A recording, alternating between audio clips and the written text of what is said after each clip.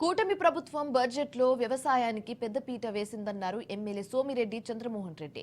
గత 5 ఏళ్ల వైఎస్ జగన్ పాలనలో ఏ రంగాన్ని అభివృద్ధి చేయకుండా కాలయాపన చేశారని ఆరోపించారు.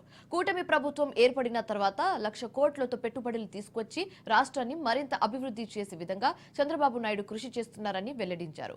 వైసీపీ నేతలు అక్రమ అరెస్టులు అంటూ ప్రభుత్వంపై విమర్శలు చేయడం తగదన్నారు.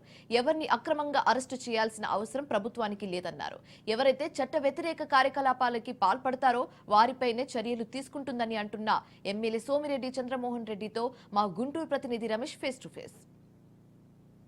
ఈరోజు అసెంబ్లీ సమావేశాలు మొదలయ్యాయి. ఈరోజు కీలక బిల్లులకు కూడా ఆమోద ముద్ర వేయనుందని చెప్పుకోవచ్చు. ఇదే సమయంలో బడ్జెట్ పైన కూడా వైసీపీ నుంచి తీవ్ర విమర్శలు అయితే వినిపిస్తున్నటువంటి పరిస్థితి కనపడుతుంది. బడ్జెట్ వ్యవహారం ఎలా ఉంది, అదేవిధంగా వ్యవసాయానికి పెద్దపీట వేసినటువంటి నేపథ్యంలో బడ్జెట్ పై మనతో మాట్లాడేందుకు సోమిరెడ్డి చంద్రమోహన్ రెడ్డి గారు. సార్ చెప్పండి, ఈరోజు బడ్జెట్ ప్రవేశపెట్టినటువంటి నేపథ్యంలో వ్యవసాయానికి పెద్దపీట వేసినటువంటి పరిస్థితి, అన్ని రంగాలకి అనుకూలంగా పెట్టుబడుల వ్యవహారం కానీ రాజధాని డెవలప్మెంట్ విషయంలో చాలా కీలకంగా ప్రభుత్వం వెళ్తున్నటువంటి నేపథ్యంలో వైసీపీ నుండి బడ్జెట్లో తీవ్ర విమర్శలు వినిపిస్తున్నాయి. ఎలా చూడాలి?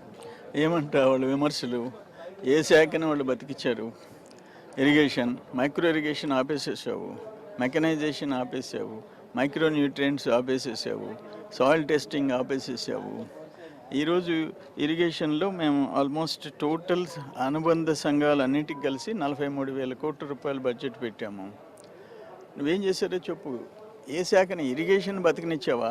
14-19 మధ్య మేము 63,000 కోట్లు నీటిపారుదల శాఖ ఖర్చు పెడితే 1924 దాంతో ప్రపోర్షనేట్గా ఆ రేట్లు పెరుగుతాయి కాబట్టి 80,000 కోట్లు ఖర్చు పెట్టాలా? 20,000 కోట్లు ఖర్చు పెట్టావు, ఇరిగేషన్ నాశనం చేసావు. ఈరోజు మేము 2,94,000 కోట్లతో మేము బడ్జెట్ ప్రవేశపెట్టాము. ప్రతి అంశం మీద మీకు దమ్ము ఉంటే వచ్చి శాసనసభ్యులు ఏదైనా లోపాలు ఉంటే ఎత్తి చూపాలా? మీకు శాసనసభకు వచ్చేది ధైర్యం లేదు, మీడియాని అడ్రస్ చేసే ధైర్యం లేదు. వాళ్ళు ఏం మాట్లాడతారు బడ్జెట్ గురించి? గతంలో 5 ఏళ్ళు పరిపాలించింది వైసీపీ ప్రభుత్వం 2019 నుంచి 2024 వరకు. కానీ ఒక్క పెట్టుబడి కూడా తీసుకురాలేనటువంటి పరిస్థితి. సో ఈ ప్రభుత్వం వచ్చిన తర్వాత, కూటమి ప్రభుత్వం వచ్చిన తర్వాత పెట్టుబడులకి చాలా కీలకంగా మారింది. 1,00,000 కోట్ల రూపాయలు పెట్టుబడులు పెట్టడానికి ముందుకు వస్తుంది. గత ప్రభుత్వం ఇప్పుడు ప్రభుత్వం వ్యత్యాసం ఏం చెప్తారు? అంటే అప్పుడు ఆయన పరిశ్రమలు తరిమేశాడు. అమర్ రాజా, కృష్ణపట్నం కంటైనర్ పోర్ట్, ఇవన్నీ వెళ్ళిపోయినాయి. వాళ్ళ దెబ్బ కియా మోటార్స్ అనుబంధ సంస్థ వెళ్ళిపోయింది. ఇప్పుడు మాకు ఒక్క రిలయన్స్ 65,000 కోట్లు వస్తుంది. అటువంటి ఎన్నో లక్షల కోట్ల పెట్టుబడికి సంస్థలన్నీ ముందుకు వచ్చాయి. ఎందుకంటే ఒక కాన్ఫిడెన్స్ చంద్రబాబు నాయుడు అంటే పెట్టుబడులు పెట్టే వాళ్ళకి ఒక నమ్మకం. సార్, ఈరోజు హోంమంత్రి మహిళలకు సరైన రక్షణ లేదని మాజీ మంత్రి మొన్న విడుదల రజనీ కూడా ప్రెస్ మీట్ పెట్టింది. అంబటి రాంబాబు కూడా తీవ్ర విమర్శలు చేస్తున్నారు. ఎక్కడ పట్టినా సోషల్ మీడియా గొంతు నొక్కుతున్నారు, అరెస్ట్ చేస్తూ ఉన్నారు, భయపెడుతున్నారు కూటమి ప్రభుత్వం చెప్తుంది. ఎలా చూస్తారు?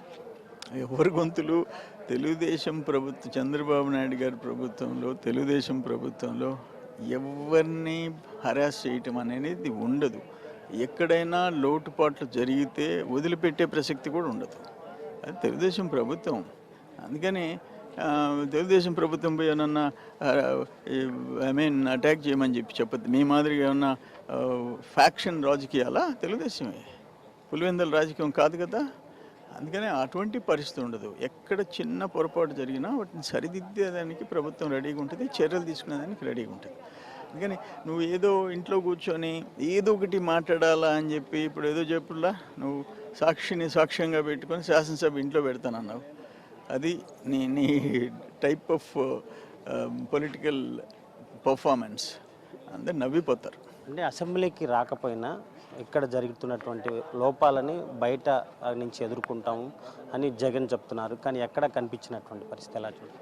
అంటే ఇప్పుడు ఆయన చెప్పేది ఏంది? అసెంబ్లీకి రాకపోయినా నేను శాసనసభ జరిగేవి నేను మాట్లాడతానంటే దానికి ఎందుకు చట్టసభలు ఎందుకు?